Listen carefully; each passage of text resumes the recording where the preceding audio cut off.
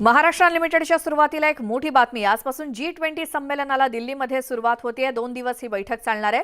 दिल्लीतील भारत मंडपमध्ये जगभरातील महत्त्वाचे नेते एकत्रित आलेत। सकाळी 10 वाजल्यापासून दुपारी 1:30 वाजेपर्यंत बैठकीचं पहिलं सत्र असेल। यावेळी पंतप्रधान मोदींनी सर्व देशातील नेत्यांचं स्वागत केलं। यानंतर 1:30 वाजेपर्यंत बैठक सुरू राहील। 1:30 ते 3 वाजेपर्यंत देशामध्ये द्विपक्षीय बैठका होणार आहेत आणि यानंतर संध्याकाळी 7 वाजता डिनरसाठी सर्व देशातल्या नेत्यांचं आगमन होईल।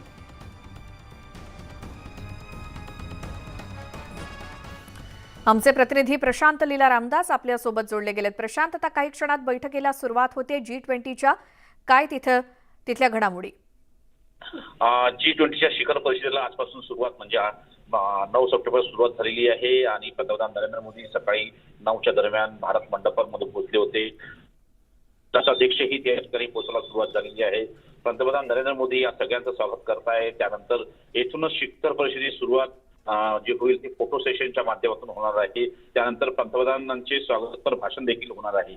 या परिषदेसाठी 8 सप्टेंबरला अनेक महत्त्वाचे प्रमुख नेते देखील पोहोचले आहेत। प्रमुख देशांचे प्रमुख पोहोचलेले आहेत। अमेरिकेचे राष्ट्राध्यक्ष जो बायडन पोहोचले आहे, ब्रिटनचे पंतप्रधान ऋषी सुनक पोहोचले आहे, कॅनडाचे पंतप्रधान जस्टिन ट्रुडो पोहोचले आहेत, जर्मनीच्या चान्सलर ओलाफ स्क्लोज पोहोचलेले आहेत। यासोबतच जर बघितलं काल जे सगळ्यांचं लक्ष लागलं होतं ते भारत आणि सोबतच अमेरिकेच्या याच्यावर चर्चा झाली। जवळपास 27 मिनिटे भारताचे प्रमुख जे आहेत ते पंतप्रधान नरेंद्र मोदी आणि अमेरिकेचे राष्ट्राध्यक्ष जॉन बायडन यांच्या दरम्यान चर्चा झाली होती। त्याच्यातून त्या चर्चेमध्ये अनेक महत्त्वाच्या विषयावरची चर्चा झालेली आहे।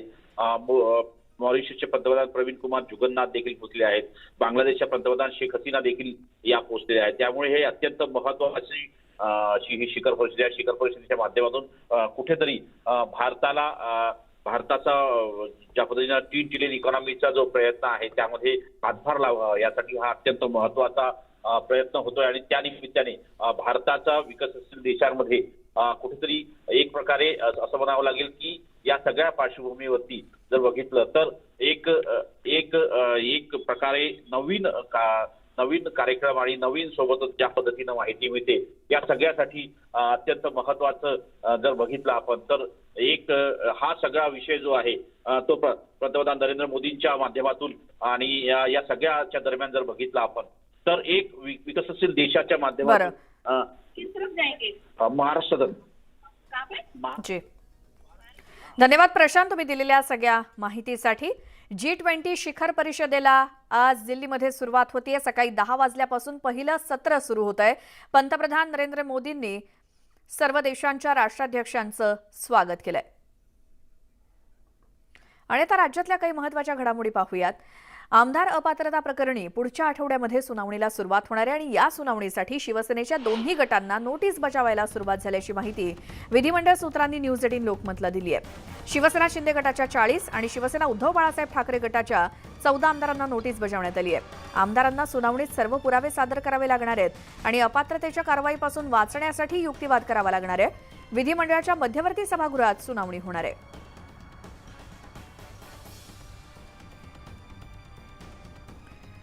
मनोज जरांगे पाटील यांच्या शिष्टमंडळाची मुख्यमंत्री एकनाथ शिंदे आणि उपमुख्यमंत्री देवेंद्र फडणवीस यांच्या उपस्थितीत सह्याद्री अतिथीगृहात मध्यरात्रीपर्यंत बैठक पार पडली आणि या बैठकीमध्ये जरांगे पाटील यांच्या शिष्टमंडळानं आपल्या मागण्या मांडल्या, त्यावरती सकारात्मक चर्चा झाल्याची माहिती मुख्यमंत्री शिंदेंनी दिली।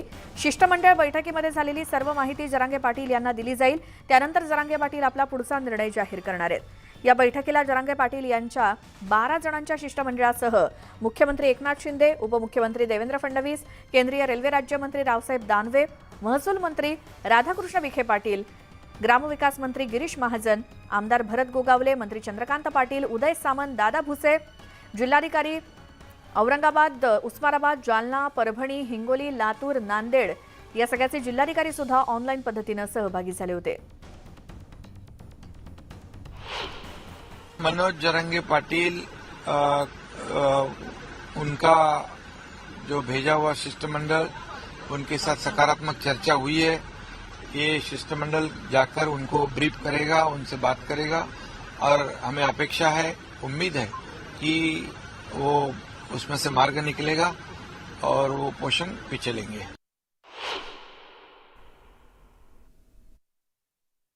मुंबईमध्ये मुख्यमंत्री साहेब आणि मंत्रिमंडळाच्या सगळ्या मंत्र्यांसमक्ष सोबत आज बैठक झाली मराठा आरक्षण आणि महाराष्ट्रातील मराठा आरक्षणाच्या संदर्भात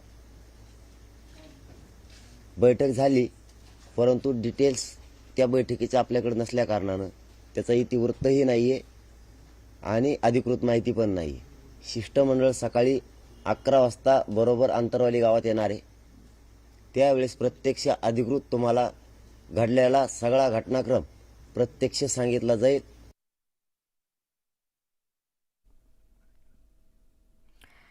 तर ज्यावेळेला शिष्टमंडळ अंतरवाली सराटीमध्ये पोहोचेल त्यावेळी जरांगे पाटलांसोबत चर्चा होईल आणि मग माहिती समोर येईल. आता पुढच्या बातमीकडे वळतोय. राष्ट्रवादीचे नेते आणि मंत्री अनिल पाटील यांनी एकनाथ खडसेंवरती टीका केली आहे. भाजपमध्ये असताना ज्या पद्धतीने आमच्या घरातच सर्व असले पाहिजे आणि जी परंपरा सुरू होती ती परंपरा खडसेंकडून आत्ता पण सुरू आहे, तर खडसेंनी राष्ट्रवादी काँग्रेसमध्ये आल्यानंतर ही घराणेशाही सुरूच ठेवली अशी टीका अनिल पाटील यांनी शरद पवार गटात असलेले आमदार एकनाथ खडसेंवरती केली.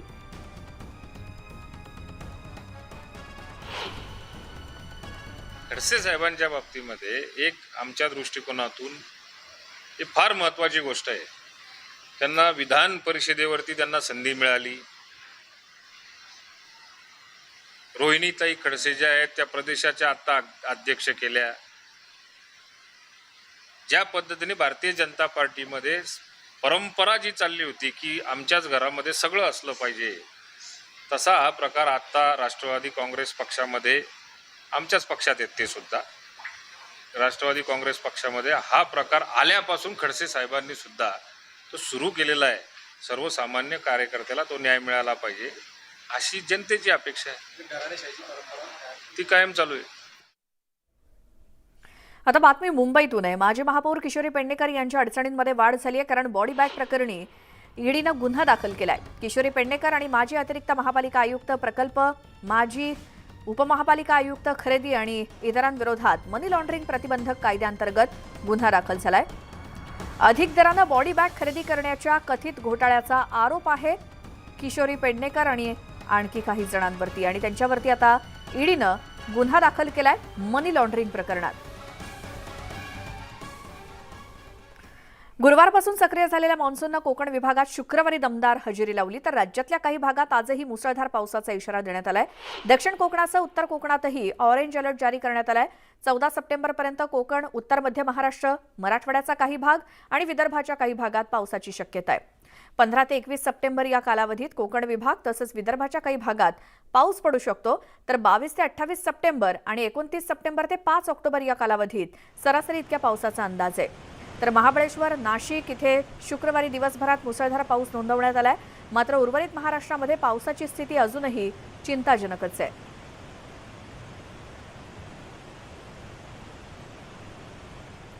तिकडे नाशिक शहरासह गंगापूर धरणाच्या पाणलोट क्षेत्रात गेल्या 2 दिवसांपासून जोरदार पाऊस होतोय, त्यामुळे गोदावरी नदी दुथडी भरून वाहतेय आणि यंदाच्या हंगामातील गोदावरी नदीला आलेला हा पहिला पूर आहे. या पुरात गोदाकाठची सगळी मंदिरं पाण्याखाली गेली आहेत. रामकुंड असेल, लक्ष्मण कुंड आणि अस्थि विसर्जन कुंड सुद्धा पाण्याखाली गेल्यामुळे भाविकांना रस्त्यावरती बसूनच दशक्रिया विधी आणि पिंडदान यासारखे धार्मिक विधी उरकावे लागतात.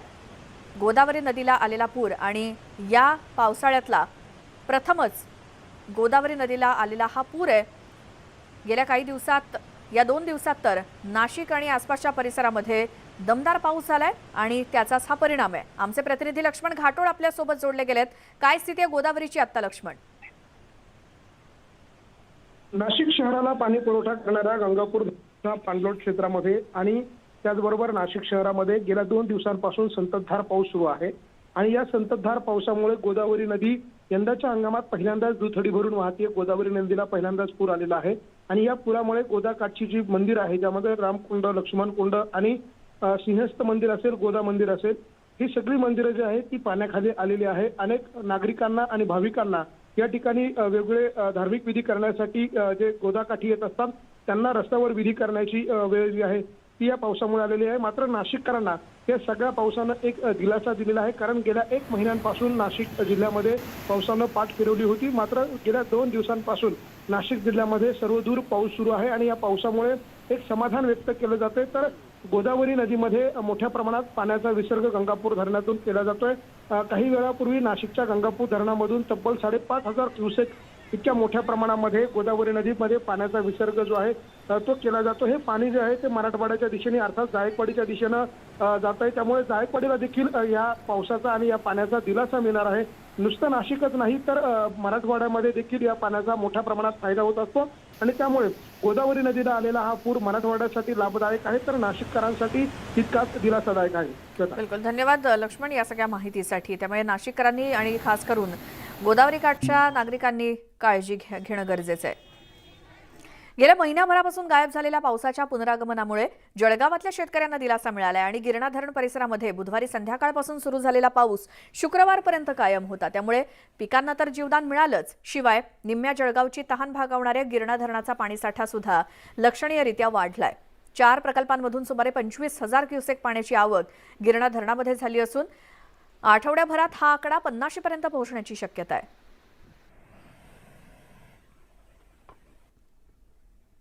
भुसावळमधील हतनूर धरणाचे 6 दरवाजे 1 मीटरनं उघडण्यात आलेत. सध्या धरणातून तापी नदी पात्रात 14,938 क्युसेक वेगानं पाण्याचा विसर्ग सुरू आहे आणि सलग 3 दिवसांपासून तापीच्या पाणलोट क्षेत्रामध्ये पाऊस सुरू आहे. त्यामुळे धरणाच्या पाणी पातळीत वाढ झाली आहे. पाणी पातळी नियंत्रित राखण्यासाठी धरणाचे 6 दरवाजे उघडण्यात आलेत आणि प्रशासनाकडून नदीकाठच्या गावांना सतर्कतेचा इशारा देण्यात आलाय. गेल्या 3 दिवसांपासून लातूर जिल्ह्यामध्ये सुद्धा सर्वत्र हलक्या स्वरूपाचा पाऊस कोसळतोय आणि त्यामुळे पिकांना जीवदान मिळालंय. मांजरा प्रकल्प क्षेत्रात पाऊस झालाय आणि या पावसामुळे धरण क्षेत्रात पाणीसाठा वाढलाय. मात्र अद्यापही शेतकरी दमदार पावसाच्या प्रतीक्षेत आहेत.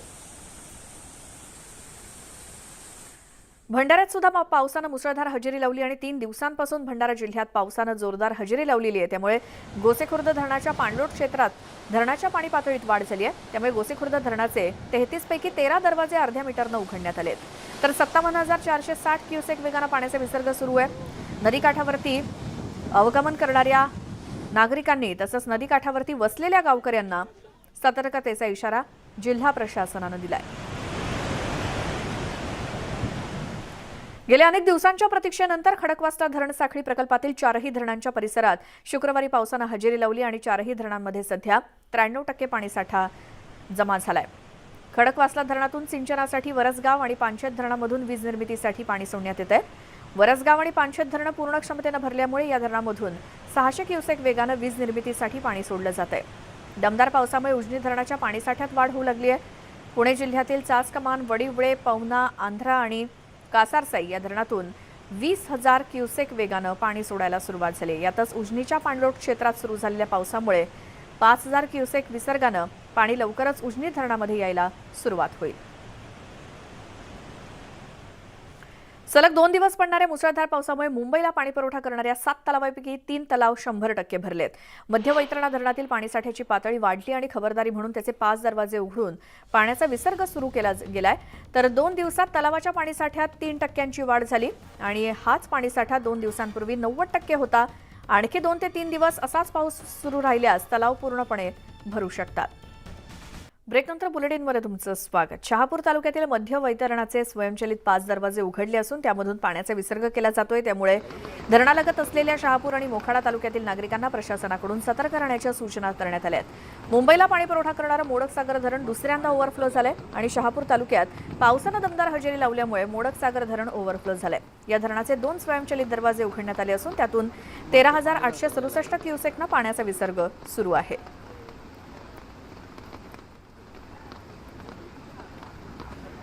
मावळ तालुक्यात पडणाऱ्या मुसळधार पावसामुळे धरणं ओसंडून वाहू लागली आहेत. मुळशीमधील गावांना पाणीपुरवठा करणाऱ्या कासारसाई धरणाच्या पाणीसाठ्यात देखील मोठी वाढ झाली आहे.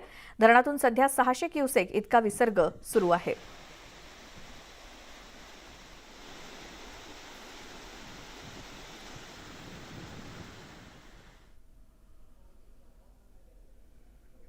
नंदुरबार जिल्ह्यातल्या नवापूर तालुक्यामध्ये गेल्या 2 दिवसांपासून पावसाची संततधार सुरू आहे. त्यामुळे नदी नाल्यांना पूर आला असून पुरामध्ये खोकसा चिंचपाडा रस्त्यावरील वाहतुकीसाठी बांधलेला पर्यायी पूल वाहून गेलाय.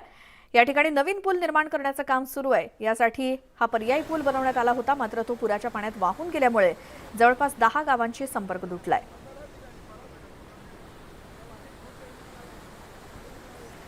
मुंब्रा बायपासवरती केमिकल टँकरचा अपघात झाला आणि भरधाव टँकर नाल्यामध्ये जाऊन कोसळलाय. टँकरमधून केमिकलची गळती सुरू आहे. अग्निशमन यंत्रणा घटनास्थळी दाखल झाली आहे.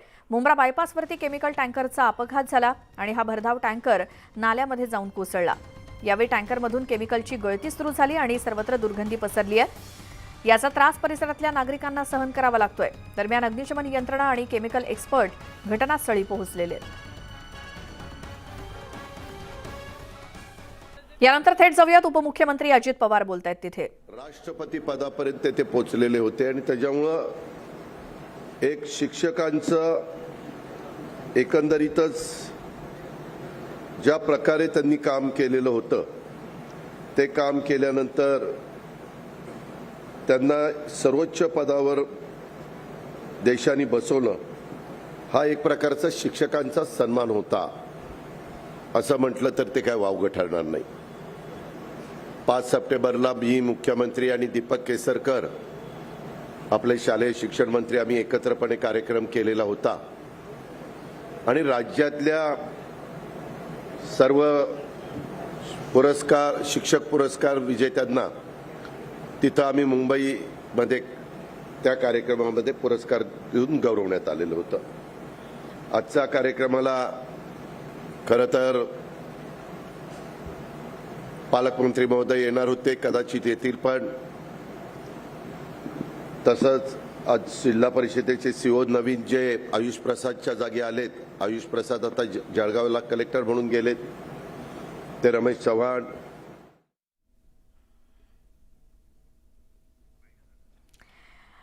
तर पुण्यामध्ये अजित पवार बोलत होते। मात्र आताची ही ताजी दृश्य आपण पाहतोय ती म्हणजे अमेरिकेचे राष्ट्राध्यक्ष जो बायडेन यांचं आगमन झालंय G20 शिखर परिषदेसाठी। दिल्लीमध्ये भारत मंडपम या ठिकाणी 10 वाजता शिखर परिषदेला सुरुवात झालेली आहे आणि त्यात आता अमेरिकेचे राष्ट्राध्यक्ष जो बायडेन यांचं देखील आगमन झालेलं आहे। पंतप्रधान नरेंद्र मोदी जातीनं सर्व देशांच्या राष्ट्राध्यक्षांचं स्वागत करतायत आणि आता अमेरिकेचे राष्ट्राध्यक्ष जो बायडेन यांचं देखील आगमन झालेलं आहे भारत मंडपममध्ये। पंतप्रधान नरेंद्र मोदी सर्व राष्ट्राध्यक्षांचं स्वागत करतायत। G20 शिखर परिषदेचं आयोजन दिल्लीमध्ये करण्यात आलंय आणि त्यासाठी भव्य असा भारत मंडपम उभारण्यात आलाय। याच भारत मंडपममध्ये अमेरिकेचे राष्ट्राध्यक्ष जो बायडेन यांचं आगमन झालंय। पहिलं सत्र सकाळी 10 वाजल्यापासून दुपारी 1 वाजेपर्यंत आहे। विविध देशांचे राष्ट्राध्यक्ष या G20 शिखर परिषदेमध्ये सामील झालेले आहेत। President of the United States of America.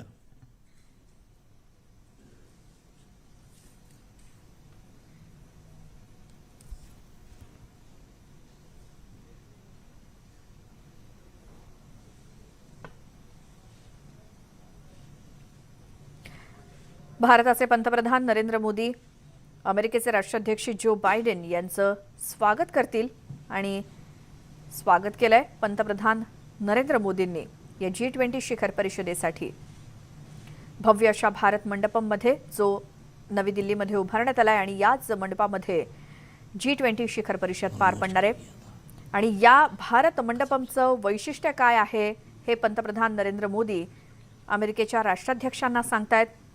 प्रत्येक गोष्टीला इथे महत्त्व आहे। वसुधैव कुटुंबकम या अंतर्गत ही G20 परिषद होतीये आणि याच संदर्भातली काही वैशिष्ट्य पंतप्रधान नरेंद्र मोदी अमेरिकेचे राष्ट्राध्यक्ष जो बायडेन यांना सांगतायत आणि त्यांचं स्वागत या भारत मंडपममध्ये करण्यात आलंय पंतप्रधानांकडून।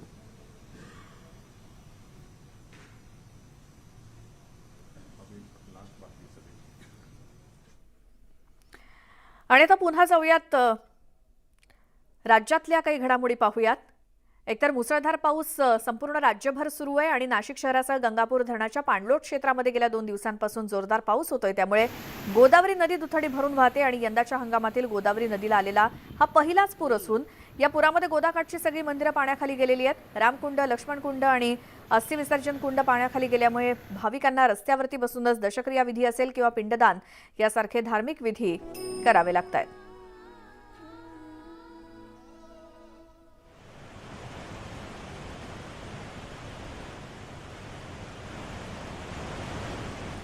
तर गोदावरीच्या या पुराचं दृश्य ड्रोनच्या कॅमेरामध्ये कैद झालंय आणि त्यातून हे असं उंचावरून आकाशातून घेतलेलं हे विहंगम दृश्य. काही गोदावरीच्या पात्रातली मंदिरं ही पुराच्या पाण्यानं वेढली गेली आहेत. गेले 2 दिवस मुसळधार पाऊस नाशिक आणि परिसरामध्ये पडत असताना आता गोदावरी नदी पात्रामध्ये पाण्याची आवक वाढली आणि म्हणूनच हे पात्र आता विस्तारलंय. गोदाकाठची मंदिरं पाण्याखाली गेलेली दिसत आहेत. नाशिक शहर आणि परिसरामध्ये दमदार पाऊस झाल्यानंतर गोदावरी नदीला आलेला हा पूर आणि यंदाच्या मोसमातला प्रथमच आलेला हा पूर आहे गोदावरी नदीला. अगदी पात्राच्या बाहेर पाणी वाहत असल्यामुळे नदीकाठी होणारे धार्मिक विधी सुद्धा आता लोकांना रस्त्यावरती बसून करण्याची वेळ आली आहे. गोदावरी नदीपात्रातील काही मंदिरं पाण्याखाली गेली आहेत आणि त्याची ड्रोनच्या माध्यमातून घेतलेली ही काही विहंगम दृश्य आहेत गोदावरीला आलेल्या पुराची.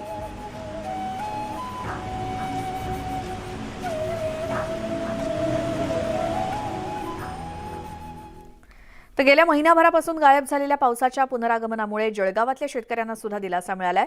गिरणा धरण परिसरात बुधवारी संध्याकाळपासून सुरू झालेला पाऊस शुक्रवारपर्यंत कायम होता आणि त्यामुळे पिकांना तर जीवदान मिळालंच, शिवाय निम्म्या जळगावची तहान भागवणाऱ्या गिरणा धरणाचा पाणीसाठा लक्षणीयरित्या वाढलाय. 4 प्रकल्पांमधून सुमारे 25,000 क्युसेक पाण्याची आवक गिरणा धरणात झाली असून आठवड्याभरात हा आकडा 50 पर्यंत पोहोचण्याची शक्यता आहे.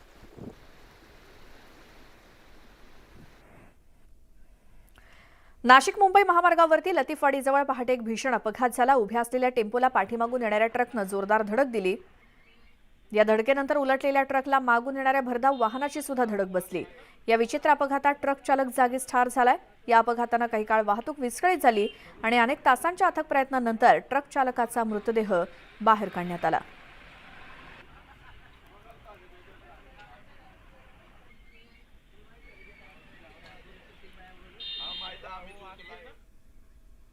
आणि आता एक सविस्तर बातमी राजकीय वर्तुळातून. 2022 मध्ये शिवसेनेत झालेल्या फुटीनंतर ज्या काही घडामोडी घडल्या होत्या अगदी तशाच तंतोतंत घटना राष्ट्रवादीच्या फुटीनंतर घडताना दिसत आहेत. आता शरद पवार गट आणि अजित पवार गटामध्ये राष्ट्रवादी नेमकी कुणाची या संदर्भात लढाई सुरू झाली आहे. राष्ट्रवादी नेमकी कुणाची? काका पुतण्याच्या गटात लढाई. चेंडू निवडणूक आयोगाच्या कोर्टात. ज्याप्रमाणे शिवसेनेतील फुटीनंतर ठाकरे आणि शिंदेमध्ये निवडणूक आयोगाच्या निर्णयानंतर देखील कायदेशीर लढाई सुरू आहे, अगदी तसाच काहीसा घटनाक्रम सध्या राष्ट्रवादी काँग्रेसच्या फुटीनंतर पाहायला मिळतोय. काका पुतण्यात पक्ष विभागला गेल्यानंतर आता नेमकी राष्ट्रवादी कुणाची यासाठी दोन्ही गटाकडून केंद्रीय निवडणूक आयोगाच्या दारी कागदोपत्री प्रक्रियेसाठी धावाधाव सुरू आहे. आणि दोन्ही गटातील नेत्यांचा दावा आहे की राष्ट्रवादी या पक्षावर आणि चिन्हावर आपल्याच गटाचा अधिकृत हक्क आहे. पवार गटाचे प्रदेशाध्यक्ष जयंत पाटलांनी तर थेट टोलाच लगावलाय की ज्याप्रमाणे केंद्रानं केंद्रीय निवडणूक आयोगावर दबाव टाकून शिंदेंना पक्ष आणि चिन्ह दिलं, आता अजित पवार गट त्यांच्यासोबत असल्यानं अजित पवारांच्याच बाजूनं निर्णयाची शक्यता आहे. त्यांना निवडणूक आयोगाने कबूल केलेलं दिसतंय की चिन्ह आणि पक्ष त्यांच्याकडे जाणार. त्यामुळे निवडणूक आयोगाचा निर्णय आधीच झालेला जर असेल तर सुप्रीम कोर्ट हाच त्याच्यावरचा उपाय आहे. पण मला वाटतं की जे शिवसेनेच्या बाबतीत घडलं तेच जर राष्ट्रवादीच्या बाबतीत घडलं, महाराष्ट्रातली जनता हे मान्य करेल असं मला वाटत नाही. तर जयंत पाटलांचे सगळे आरोप सत्ताधाऱ्यांकडून खोडून काढण्यात आले आणि निवडणूक आयोग निष्पक्ष न्याय निवाडा करेल असंही स्पष्ट करण्यात आलंय. कोणताही नापास होणारा विद्यार्थी त्यागा तू नापास का झाला असं विचारा. तो नापास झालेला विद्यार्थी कधीच माझी बुद्धी कमी आहे असं म्हणणार नाही. तो हेच सांगेल सिलेबसच्या बाहेरचे प्रश्न आले, यावर्षी मधात मग ताप आला होता, बस तीच भूमिका आहे. आता निवडणूक आयोगाला दोष द्यायचा, हायकोर्ट सुप्रीम कोर्टाला दोष द्यायचा.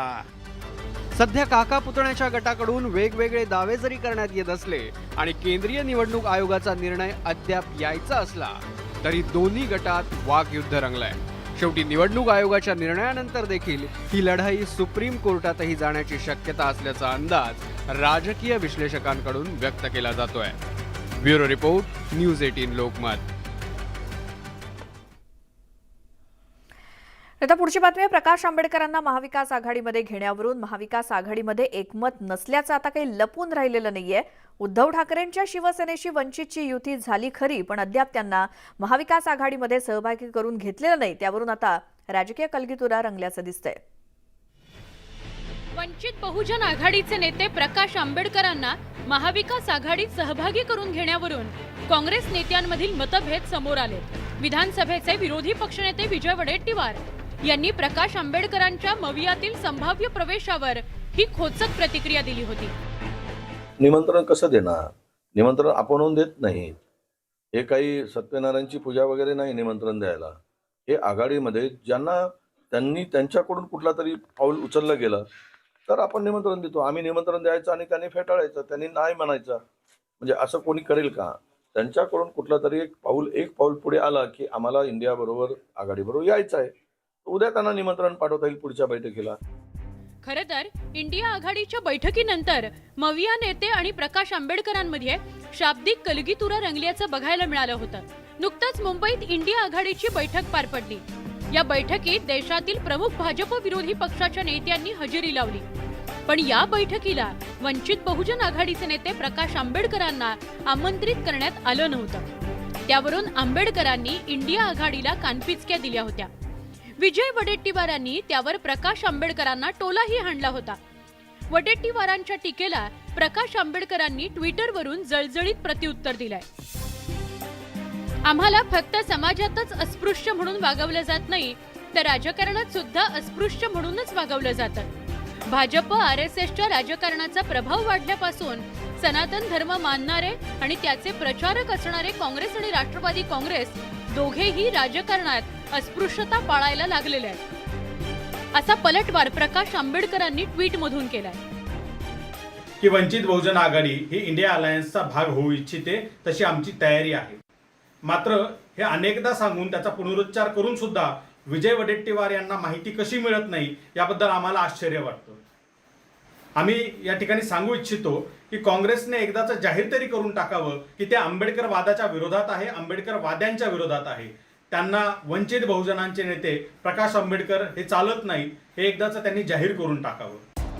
दरम्यान काँग्रेस नेते अशोक चव्हाणांनी सबुरीची भूमिका घेतल्याचं बघायला मिळतंय. महाविकास आघाडीतल्या सर्व मित्र पक्षाने एकत्र घेऊ, चर्चा करू, प्रयत्न करू.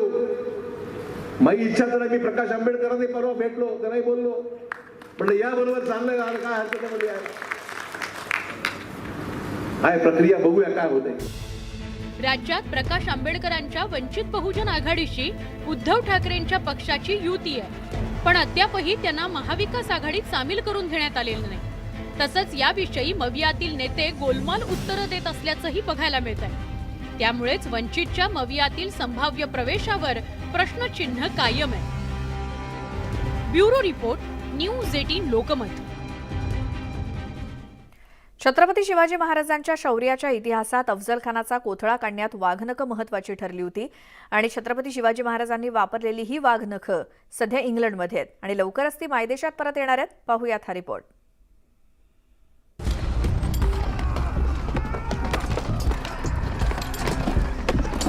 छत्रपती शिवाजी महाराजांनी याच वाघनखाने अफजल खानाचा कोथळा काढून स्वराज्यावर आलेलं संकट दफन केलं होतं. मात्र ही वाघनखं सध्या इंग्लंडमध्ये आहेत. तसंच महाराजांची जगदंबा तलवारही इंग्लंडमध्येच आहे. राज्य सरकार मागील अनेक वर्षांपासून तलवार आणि वाघनखं मायभूमीत परत आणण्याचा प्रयत्न करत होतं. त्या प्रयत्नांना आता यश मिळू लागलंय, कारण इंग्लंडनं वाघनखं परत द्यायची तयारी दर्शवली आहे. वाघनखं सध्या अल्बर्ट म्युझियममध्ये प्रदर्शनासाठी ठेवण्यात आली आहेत. 29 सप्टेंबरला सुधीर मुनगंटीवार लंडनला वाघनखं आणण्यासाठी जाणार आहेत.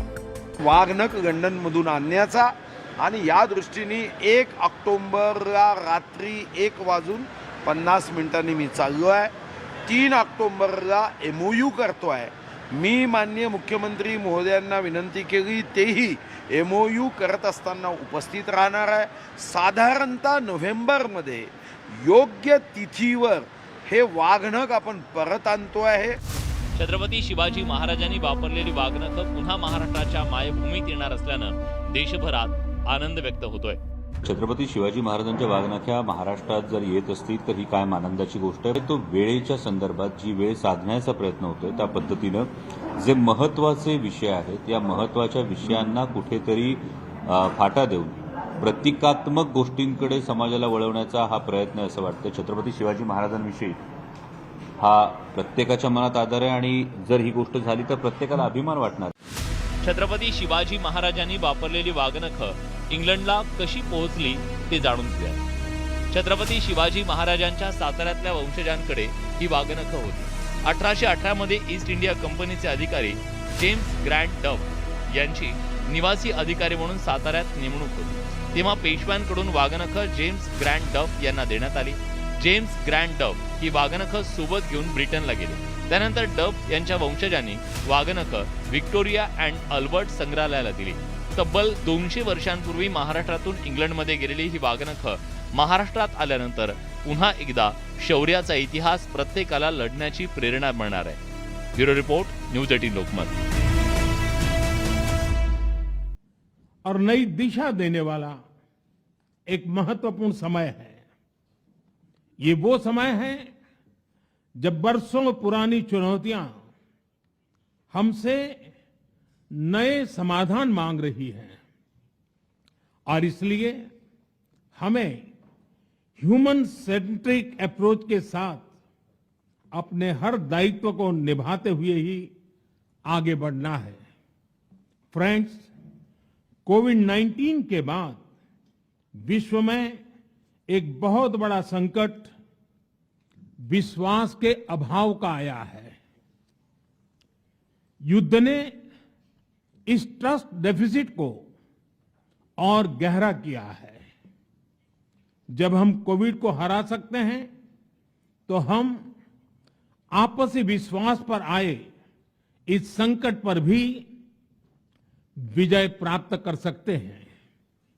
आज G20 के प्रेसिडेंट के तौर पर भारत पूरी दुनिया का आह्वान करता है कि हम मिलकर सबसे पहले इस ग्लोबल ट्रस्ट डेफिसिट को एक विश्वास, एक भरोसे में बदलें.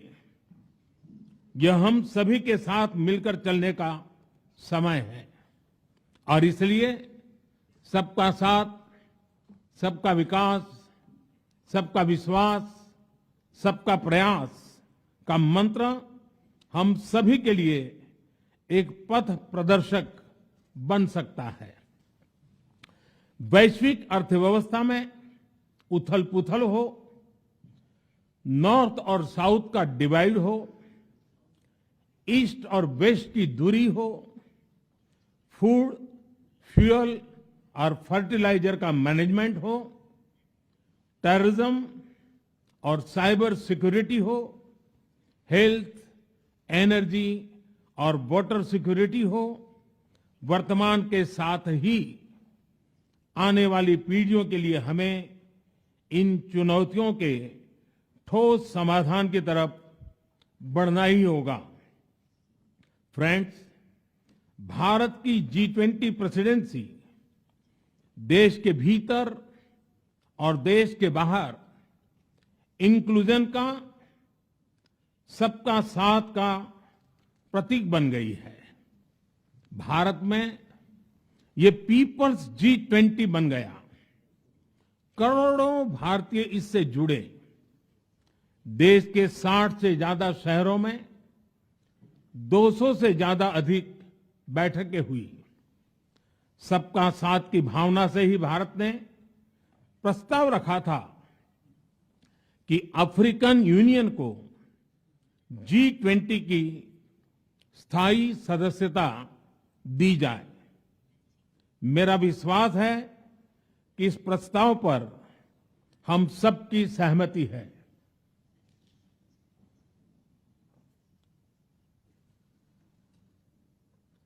आप सबकी सहमति से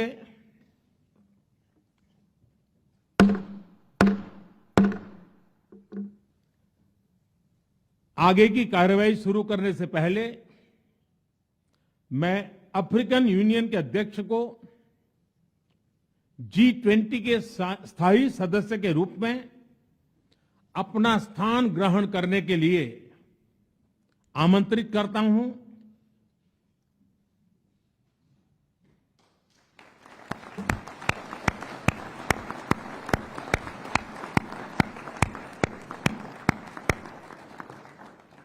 Excellency,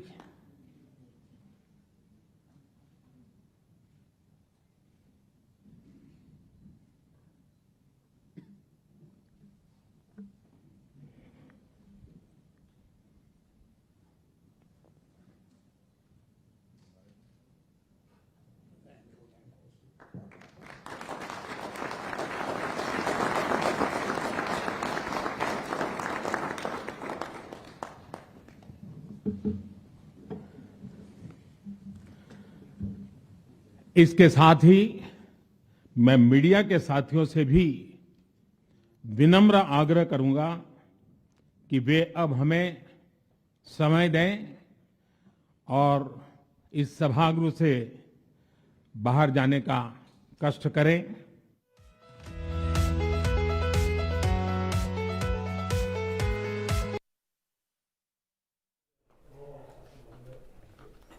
पीसीआर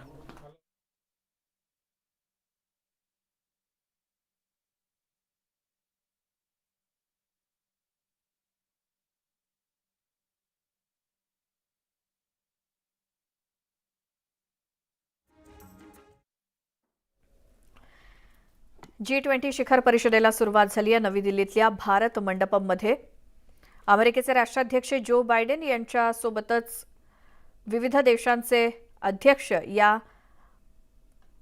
G20 शिखर परिषदेला उपस्थित आहेत आणि तिथेच भारताचे पंतप्रधान नरेंद्र मोदी बोलतायत।